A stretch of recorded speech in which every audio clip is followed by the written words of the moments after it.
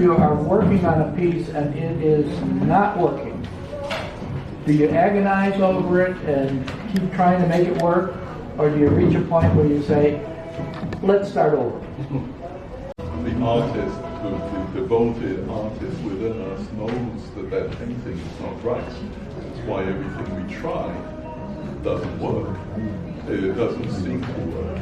And so when you feel like that, when you feel like you're just digging for water and not finding it, you just give up and go to another, try to dig another well, I suppose. But it's really, your inner artist knows that it's not right. And if you're lucky, it's just one thing. And if you make that change will probably, you'll be able to implement that change very, very quickly. And it will make the whole picture, bring the whole picture together. But if you don't see it, yes, you should not be afraid to just say goodbye to that painting. I always think the next painting is my best. Do you ever use a mirror? Like I use a mirror sometimes. That helps too. Yeah, same thing. That you can photograph. You can use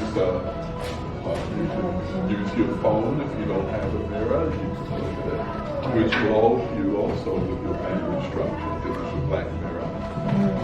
You can look at your picture if you don't have space. Like today is a good example. You can look at it through here. It shrinks everything down. If it looks good small, generally it's good here. It's as if you're walking back 10 feet. So it does the same thing. You know what works for me too? If you squint your eyes, like you look at the model and squint your eyes and look at your painting, you'll see the angles jump if they're wrong. Yes.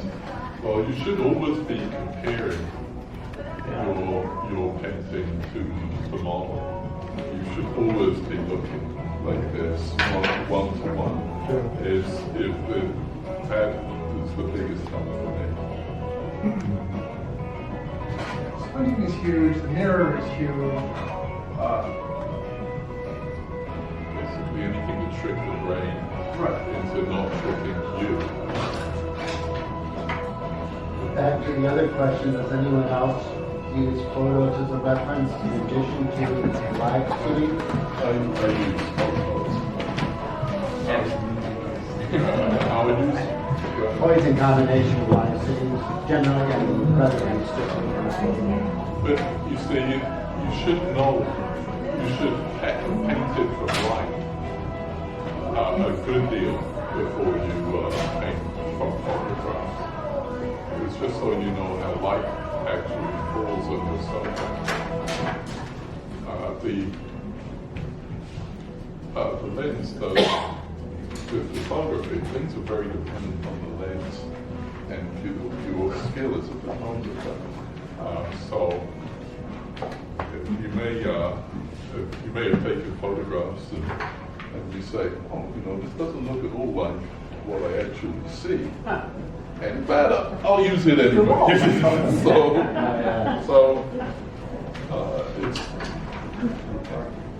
so if you can, try to be a better photographer when you are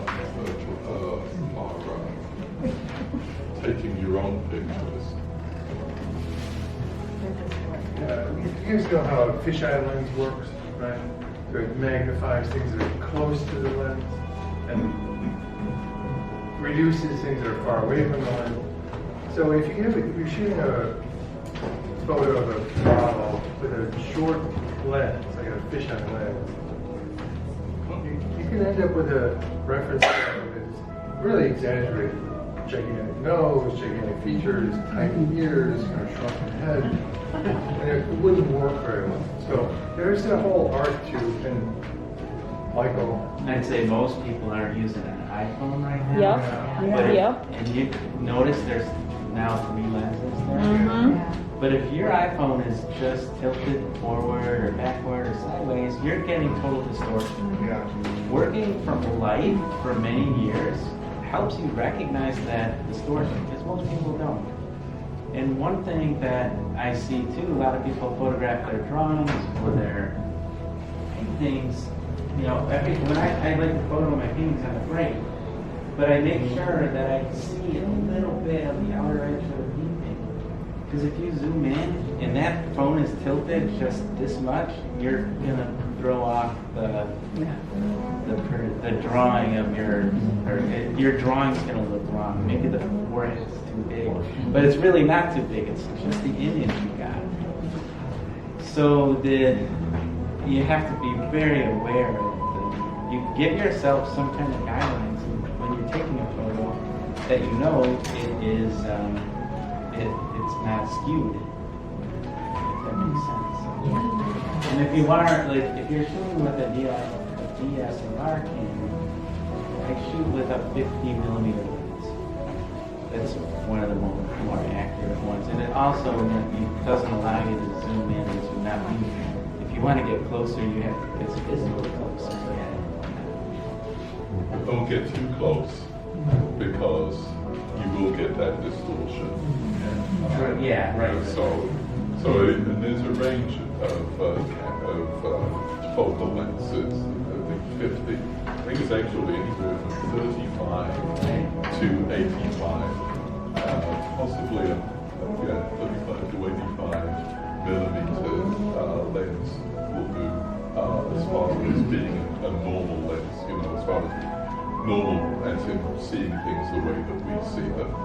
Now, if you have a telephoto lens, that's not bad. It sort of sees things the way the eye does. So, but you zoom in, and what it will do is it will tend to flatten things, compress things, and in doing that, it's very much the way we see the human eye works. And so you'll have to stand away a little bit further. We may need more light on the subject, but that will also work. It's the wide-angle lenses that you want to stay away from. Those are the things that provide that fisheye distortion, even though it's not actually meant to be a fisheye lens. I heard some artists like using 35mm better than digital. You ever heard that? Oh, for cameras? Film. They like to use film. Yeah. Instead of digital. Well, they must have a lot of time on their hands.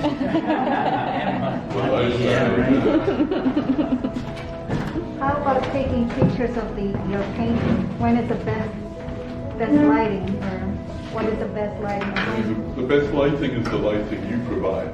So you have two spotlights, probably 5000K, Okay. pointed, and your picture like 45 degrees each You need side, two lights? equidistant, and a polarizing lens is good also to eliminate or to lessen the glare that you may get.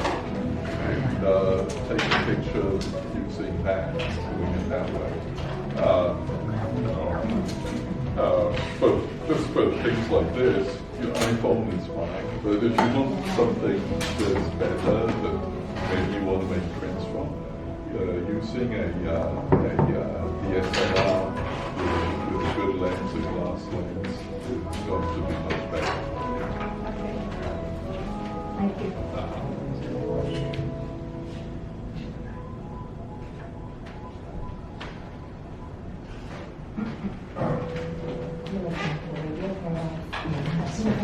Simple way I'm doing is a cloudy day, I place it on the floor. Yeah, that's a good way to do it too. You have light all around. Just in the studio, though, it's good to have the lights on there. If you can have some doors over the lights, it'll help diffuse the light too. But yes, cloudy day. And some of the tripods, like that one, you can invert the camera, so you can just place your so you can look directly down instead of. You're not going to be shaking. Yeah, you're not going to be shaking.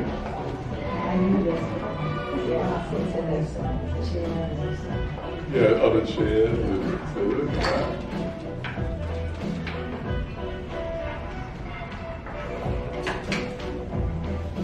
All these different ways to do this.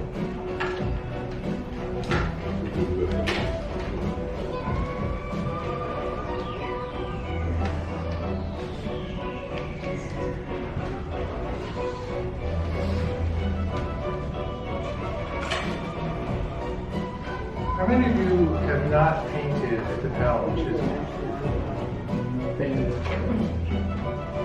There's three, there's four. Yeah, please come. Please come and, there's open studios like every day of the week. Monday, Tuesday are very well attended. I hear Saturday morning's a good one. Sunday mornings, kind of it's got a long-standing tradition of Sunday morning. Lennon is the monitor on Sunday. I really encourage you to come and participate in the open studios. You don't have to be a member to come to the open studios, but I would encourage you to become members because if you come to enough open studios, you'll make it worthwhile financially because without a membership, the open studio is like $30 for 3 hours, 4 hours. It's only 20. It's only 20. Like I said, mentioned Zorn. Zorn is black and half plus black and white. I noticed that if you take black and mix it with cabaret, it pretty much gives you India red. So India red becomes a convenience color, but it really comes out of that mix of colors. Like, that India red right out of it too. Okay, you mix that. Well, no, it's a tune color. Oh. But like, if you use the Zorn palette and you had black and cabaret deep, and you mix them together, you would see that color. Okay. So like, instead of mixing that, you just put that down. Same thing with this red ochre. It's just like a little more black. Yeah, it's a little darker down.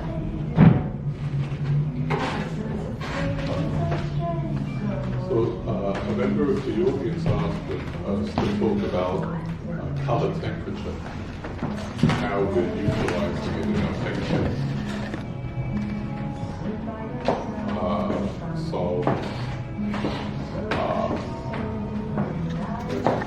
It's rather a broad subject and a little complicated, but you've heard the term cool light, warm shadows before, and generally the nature of physical light is that whatever color that isn't in the visible light, that's the color that will influence the color of the shadow. Yeah. That's why if the light is bluish, the other colors that exist within the light, within light.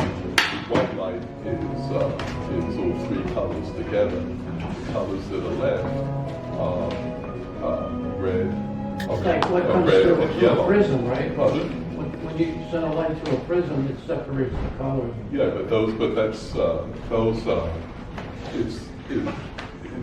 we want the three colors, the three primaries, when Right. mixed together, make white. Okay. Pardon? Additive lighting or? And if you put the three colors together, you'll get white. Strictly talking In light. about In light. Yeah. But we are imitating light. We're imitating light with the colors that we have. So if you want to make white, you have to remove all color. So we want to imitate this color light. We're going to add some blue to the colors that we I can see a lot of blue on her face on one side. On one side, yeah. There says cool light or warm shadow. Cool light, warm shadows in this particular case. But there's a thing you could do as an example for you, but might even help you see what I mean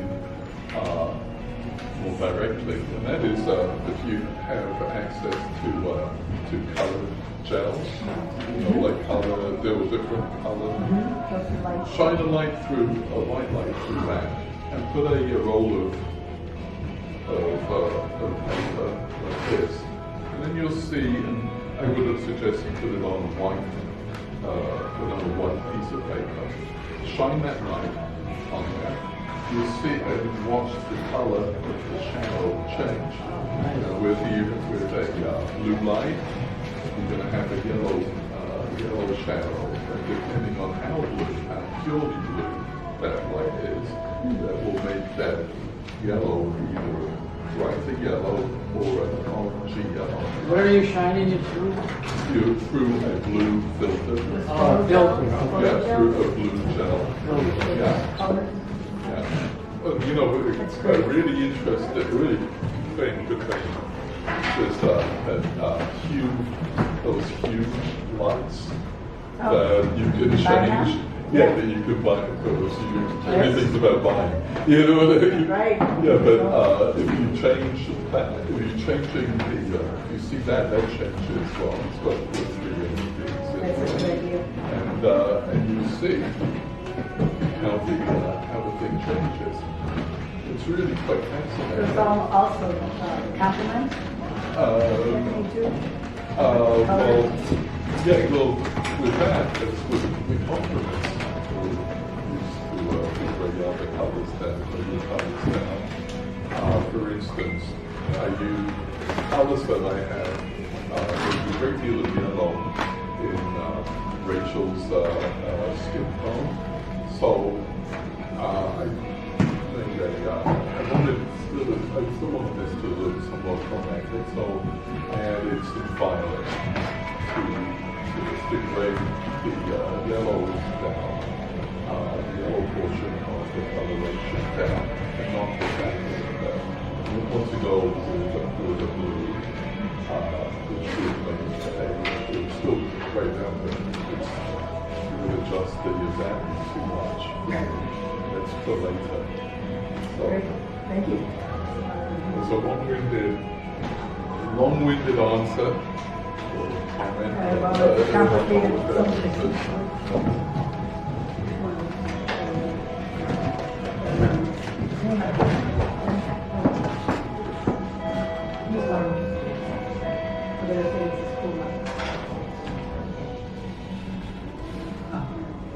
Yeah, more questions, please.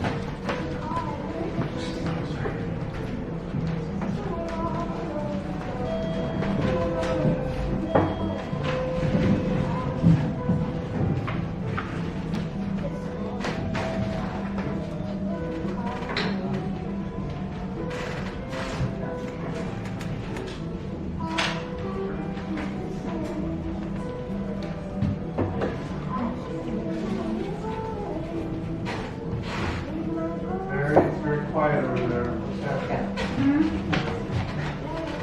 You know those old movies where they say it's quiet, too quiet.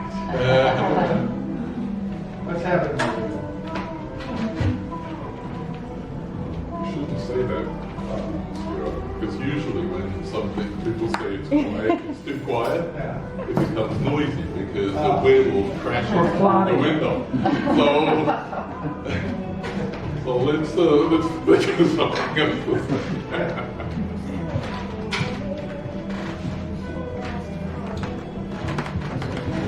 I made a mess. I tried to clean up.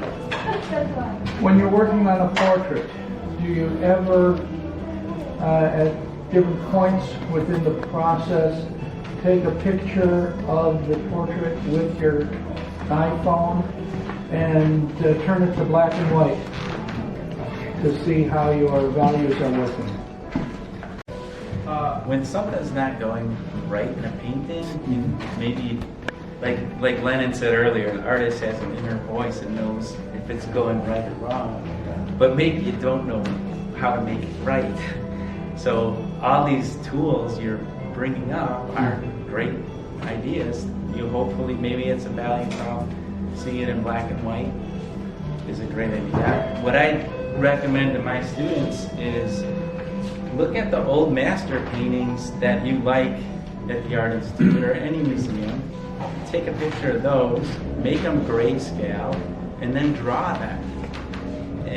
Or do a grayscale painting of them too. So understanding the values is usually one of the first fundamentals of painting. So seeing it in grayscale helps. Because you're not thinking about color. Right. You could assign your own colors to those values. Yeah, that's good, yeah.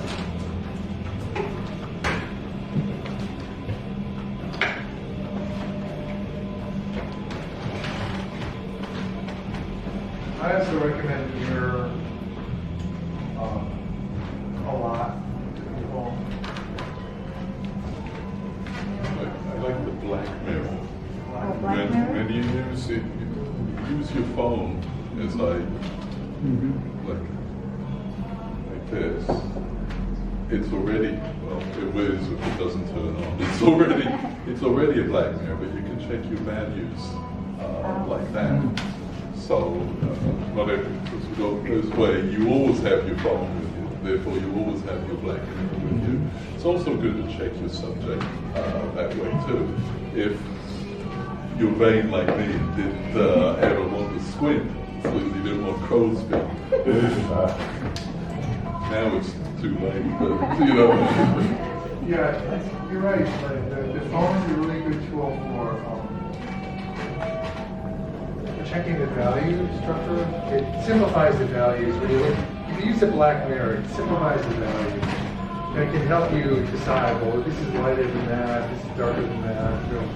These are the same value. That's a very helpful tool when you're like, oh, I don't know what the latest part is, and so on. Very, very helpful. The only drawback is you're subconscious, you look sort of silly, but I don't really care. With that mirror. Yeah, I know. With the phone. Oh, looks maybe wrong. Only slightly. The point is, don't worry about how you look. Yeah.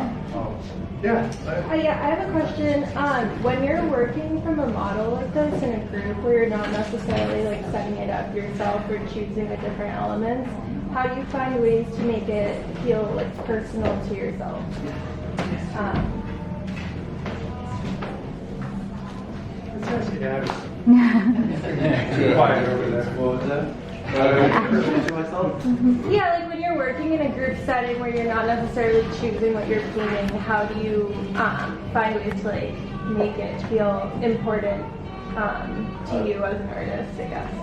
Sometimes I really struggle with it because like there's no angle I really like or lighting I really like in the in the spots that are open to me.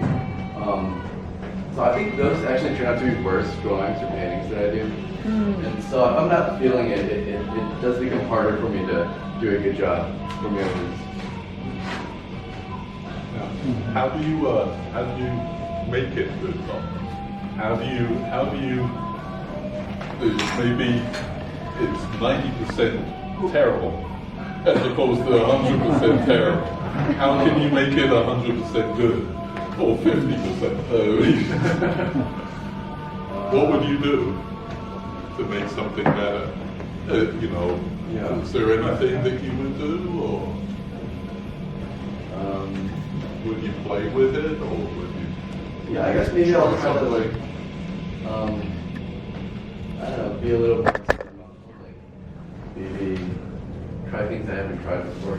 Go darker, or maybe that Bob Ross thing happens, like half accents. Sometimes you discover something new, when you're not, when you care about it a little less. Yeah. This might be the only thing in life. If you care about something a little less, you can make it something. Yeah. Do you ever try to use palette knives or try something just very different, or a side of a credit card, or try something really crazy? Me? Yeah. Oh, no, I haven't actually. Oh. Yeah. Maybe I should. Good idea.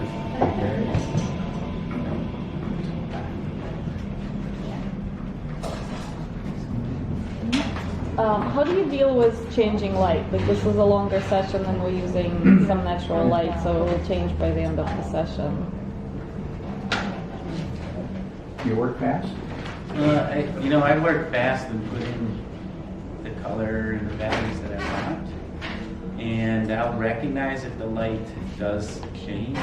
Thinking in this room, the biggest difference I see is when it goes from a sunny day like right now, I don't see a cloud out there, to a cloudy day, because the temperature changes and the highlight can change too if it's bouncing off the cloud or something.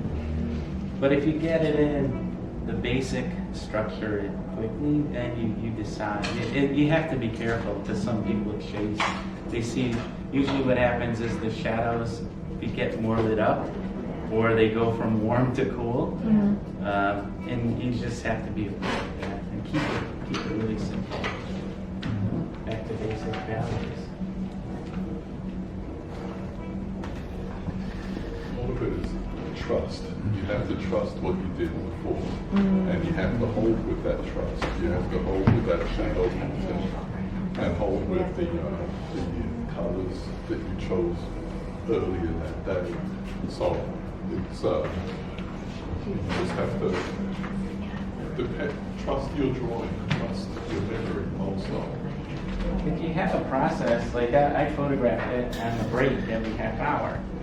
At the end of today or tonight, I look at the phone and see, did the painting get better as I went along, or did it fall apart somewhere? And then you can go back to every half an hour and see, where did I make a different decision?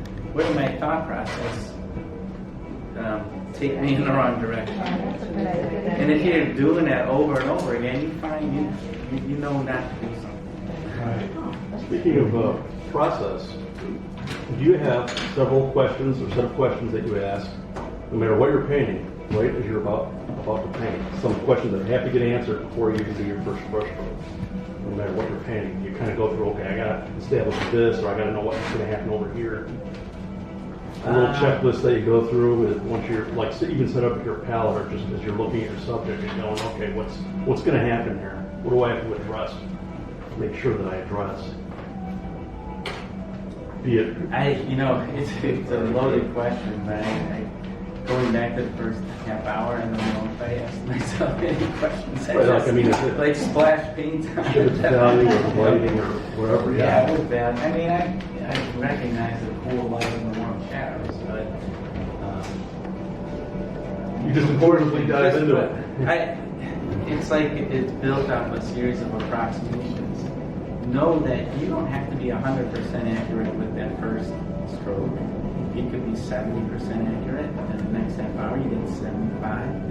In fact, hopefully by 2 o'clock, I'm as accurate as I want. Yeah. These are all great questions.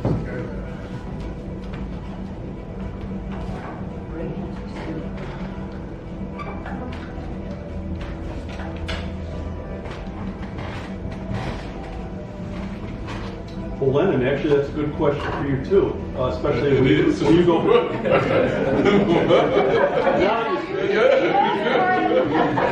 But in your case, when we were talking about different mediums, when I last watched you, painting a watercolor, are you gonna look for certain things different in a watercolor that you are when you're doing an oil? Kind of going, okay, well, this is what I gotta figure out what I'm gonna do before I start painting.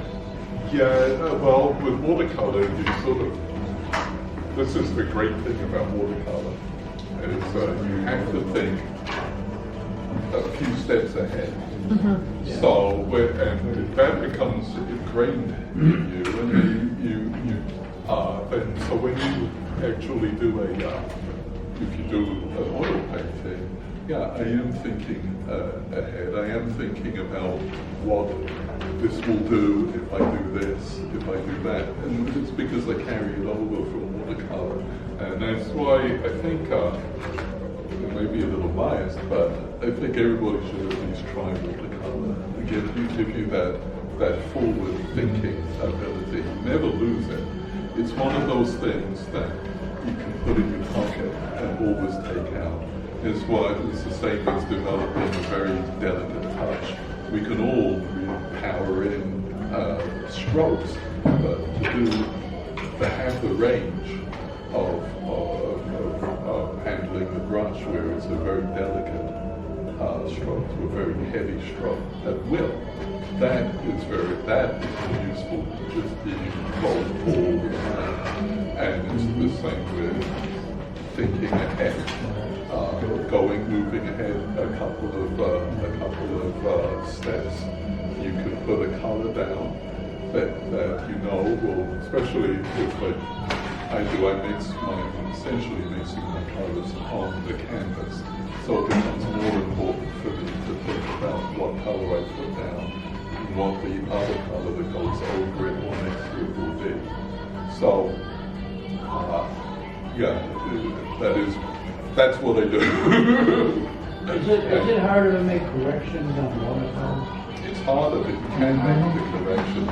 And it's interesting because once you discover that you can make corrections, it frees you up. That's why I'm afraid of it, because you feel you can't do it. I think it's hard to make corrections. No, you can make corrections.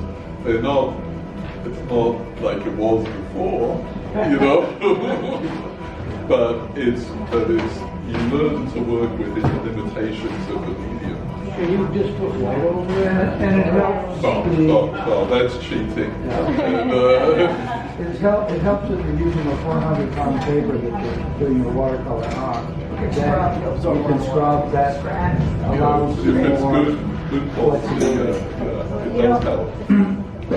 And that's another thing that scares people, is because they're good quality 400-pound watercolor paper. It costs an arm and a leg. Yeah. So you don't want to make too many mistakes. So, yes, exactly. Well, it's kind of, my wife was doing a portrait workshop, and David Hettinger, who's an oil painter in Fox Valley area, he looked at her work and said, "It's beautiful. Too bad you did it on newsprint.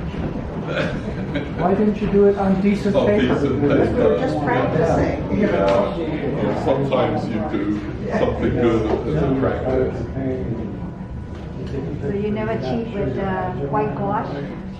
No, I don't. Although I do, there is a technique where you put white gouache over the whole board, and then you apply your transparent watercolors to that, and you can move the colors around with the oil, but you can get rid of, take them up all the way to it. So I can cheat that way. I choose not to. You can lock it too if you want to lock it. And the Lily is good with every single medium. I know. So Lily's gonna start a multi-medium. He just made an announcement today. You made the announcement. No, so you just made a decision. Now I have to fulfill it now.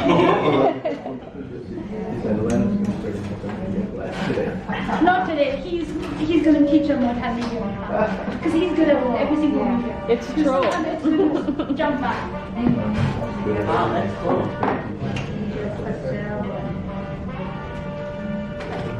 In the near future. Maybe I said that, so you cannot back. Yeah, so, That's right. so looks like that future is going to be nearer than I thought. Can you teach it in your satellite office in Grace Lake?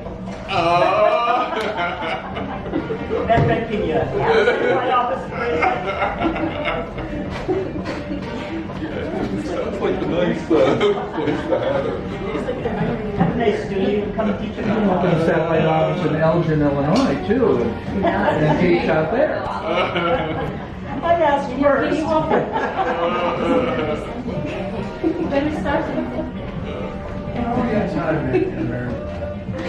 Huh? How would you on time? You have 14 seconds.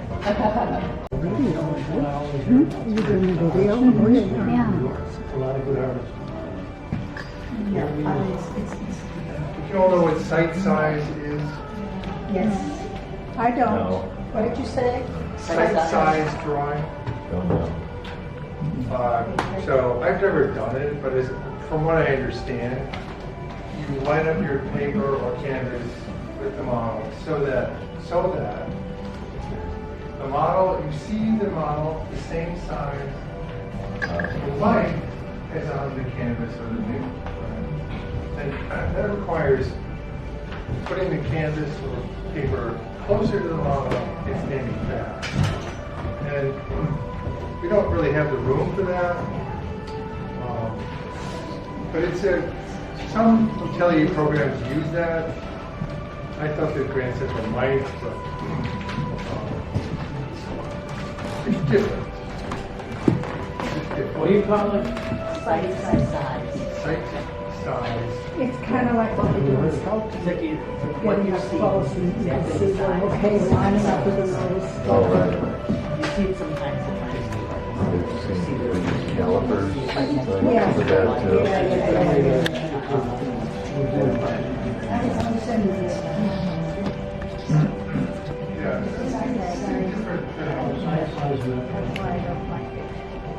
So you're trying to duplicate what was looking at the same size. Yeah, so if the top of her head is here, then the canvas is the same size.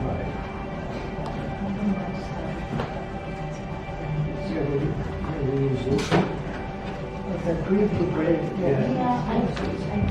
I don't anymore because I'm doing medicine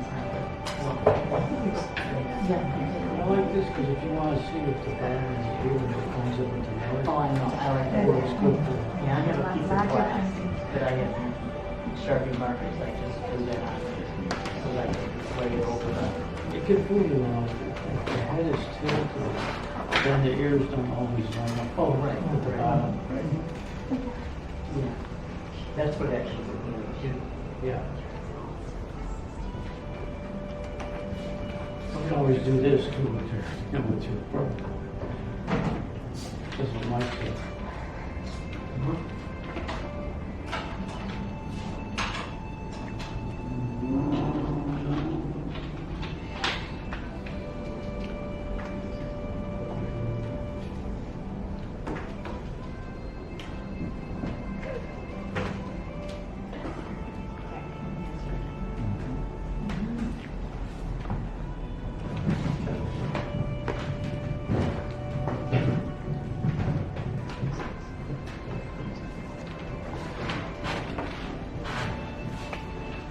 I have a question to the artists. Because we as a human, we grow up with watching our own reflection on the mirror every morning. You know, when you wash your face, brush your teeth, you see your face. And then, so your face is embedded in that image in your brain. And when you paint, does it come out? You know, when I see like a painting, some beautiful model, sometimes I see aged woman like a me in there, and how to deal with it? Do you? No, I think you're exactly right. A lot of painting is, in a way, you're always painting Your image. painting yourself. Yeah. And so part of it is your personality. You can't escape yourself when you're painting, just the same as when you're drawing, speaking, walking, whatever you're doing. And yeah, you can sometimes kind of look like yourself in a way, or in some way. Our brain, our personality, our experience of life those things will choose what our, beautiful models possess, their own things. We will pick,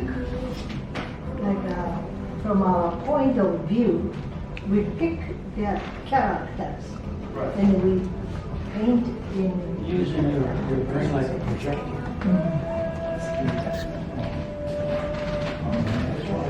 You see somebody, you see someone every day for a long time, you don't know what they look like. You know what I mean? A lot of your personality will come up, how you apply the paint and just. Sometimes you have to have somebody maybe nice or better. Or you can. Well, the good thing is that the few times that I did add some of my likeness into it was easy for me to spot and eradicate. So I did it when I really saw that. I did this.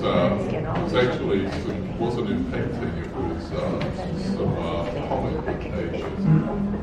And I painted or drew Catwoman with a nose like mine. And I didn't notice that at first. And then I'm looking through and she looks familiar. But not in a good way. So I ended up having to change the noses on all, and there was a consistent, Michael, have you had that experience? Trying to remember, but about a year ago I did a self-portrait from the mirror. There's no way I could have done that without looking in the mirror. From, say, getting ready in the morning, I can't go to my canvas and just paint myself. I mean, I was looking in the mirror, constantly, back and forth. So what I see in the morning, getting ready, or how I see myself, I don't see any of that in my paintings at all. And I think more about, what do I see when I go into a museum? And you see 20,000 paintings or so, and especially when you go on a trip to New York or something, and you walk out, and what 10 are still sticking in your head? And who's influencing you? Because everybody's been all artists are influenced by the previous generation of artists. So I'm thinking more about that than my own likeness. They say everything's done before, too. Have you ever heard that? Like, about everything. You just said it, but I don't have to believe it.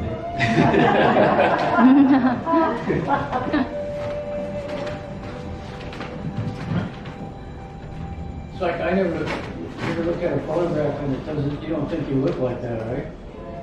I never think I look like the photograph. I know. I'm much better looking. I have a question for Tony. What are you painting on? Is that a paper or a paper canvas that you've locked off? What is that? Tony? Tony, It's a canvas. what are you painting on? Is that a paper canvas or what is it? It's a cotton canvas. Like a canvas pad? I wouldn't use this canvas, it's grainy, it's not good for portraits. So I just grabbed a canvas that I had for years. Is that linen or is that cotton? Yeah. I'm sorry? Is it linen? Or Yeah, it's cotton? linen. Yeah, but it's grainy. I like linen. Linen I like too. I prefer. Oh, it is. She knows more than I do. More than me, that's for sure. Probably gave it to you. I've given him credit.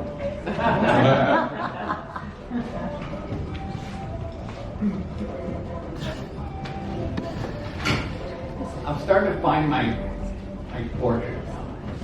Starting to take shape. Yeah, the hardest part is right here, right in this area. There's so much going on here.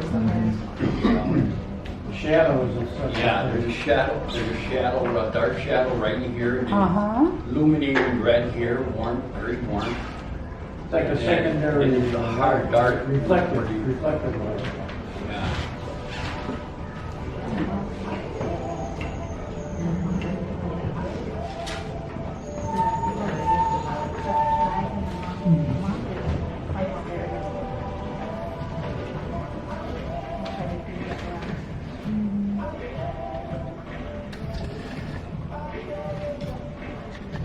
This is like the treatment.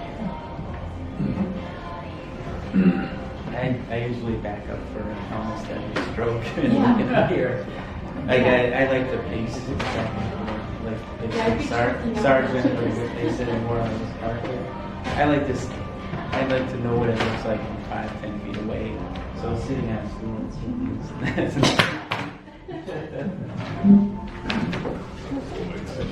You married brush.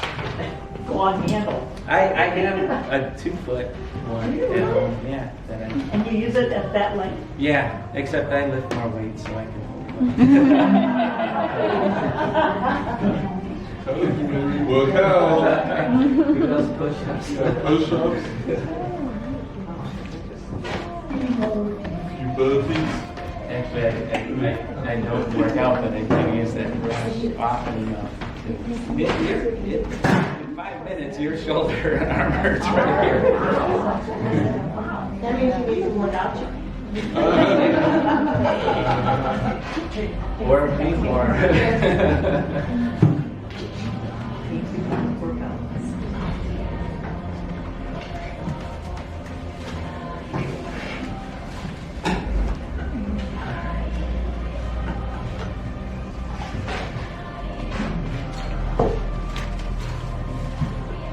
This one is a lot heavier.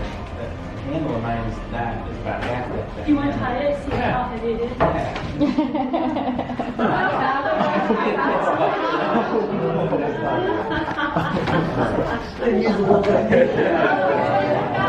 Watch out for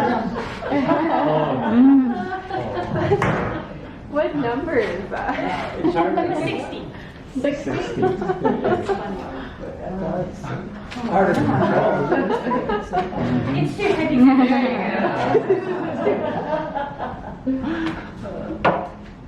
I have a 2-foot version. This is like a 3-foot version. I'll just cut it a handle, then I'll redo it. No, Don't cut it. I make it detachable. How's You'll that? throw off the balance. No, I'm gonna Yeah. make it detachable. It's too heavy. otherwise Just I'll- that Rosemary makes 2-foot brushes. Yeah. Just get hers. I have a couple of Well, I want to use it because the size is different. How do you wash it? Well, that's why I Size put it of- on. My daughter, I cannot pick it. Today's brush is going to take me about 1 hour to finish and wash it.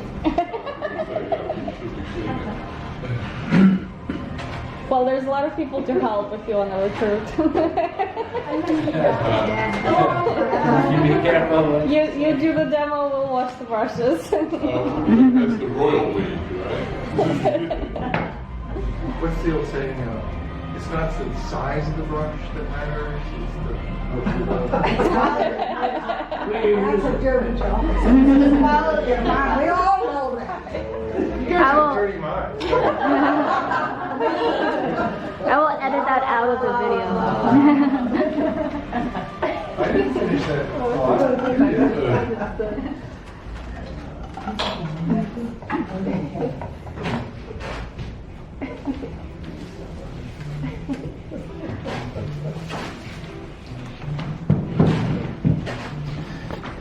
So I'm very, very busy throughout the painting.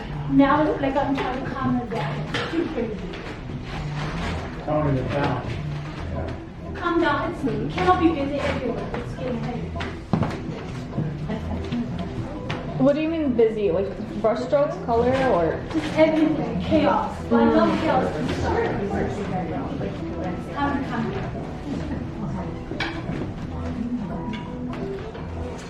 Is that your typical process to push it and then tone it down? Yeah. Okay. It's like, I would love to paint this way if I had multiple sessions. I would go even more. Today you guys are watching, I just be self-controlled. Nobody can do it. So this is the toned down version of Mary? It's a tone down. Very noisy. You're what you call wildly creative.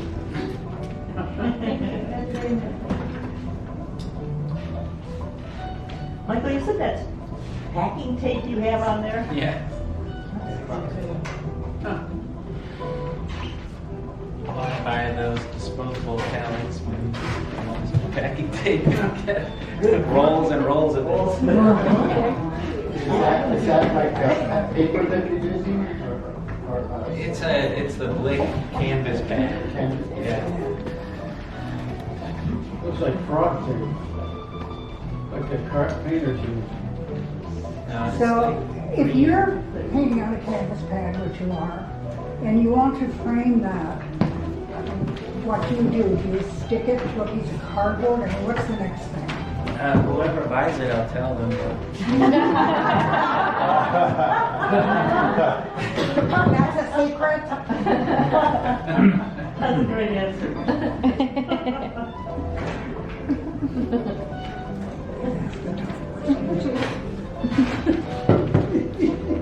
So we're about halfway through.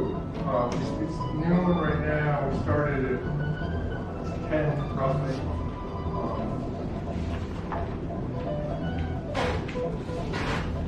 Right?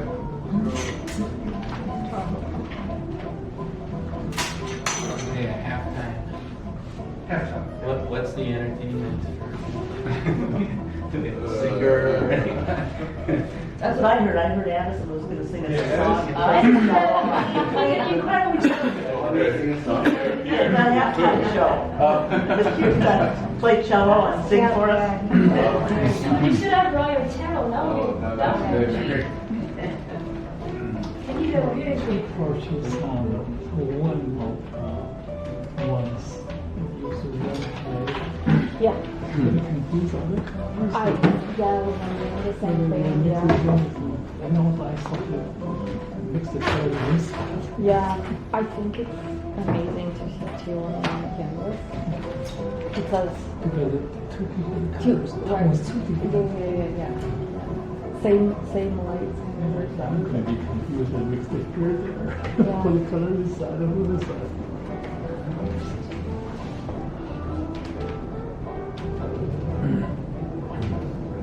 So far, all great questions.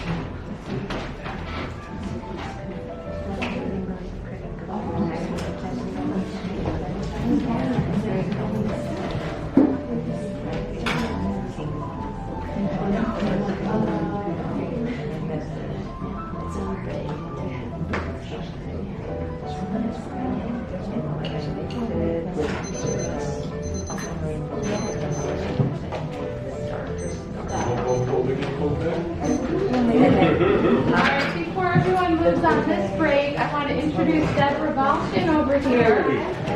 She is